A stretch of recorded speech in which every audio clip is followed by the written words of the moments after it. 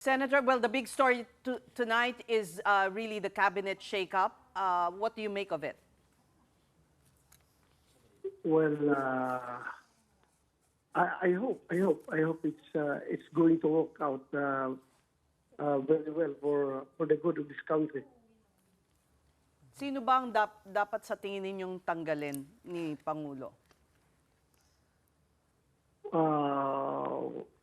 Wala man akong particular na gustong ipatanggal dyan. Bahala na si Pangulo kung sinong gusto niya tanggalin. But you welcome this move?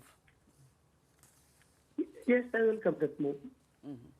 Alright, since you won, Senator Bato, no, nag-usap-usap na ba kayo ng mga so-called Duterte bloc senators at kung anong mangyayari sa inyo? Magiging part ba kayo ng minority? Magjo-join forces ba kayo? May minority coalition ba? May ganun na po ba?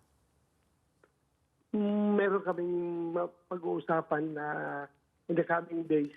Hinihintay lang namin kasi yung president namin, si Senator Robinson Padilla, nandoon pa sa dahig. Kaya hinihintay namin makauwi siya para mag-usap-usap kami. Is he there trying to seek some advice or direction from the former president, Rodrigo Duterte? I don't know. Baka part of his vacation naman kasi vacation mode ngayon ng mga senators dahil nga nasa break pa kami, di ba? Okay. Vacation mode po?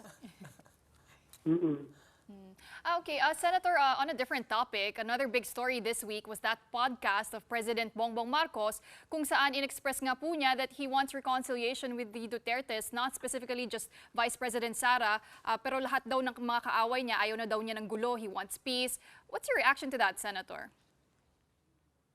Maganda yan if he's really truly sincere to what he is saying. Sana sincere siya. Do you feel na sincere po siya, Senator? I don't know dahil nadala na ako dahil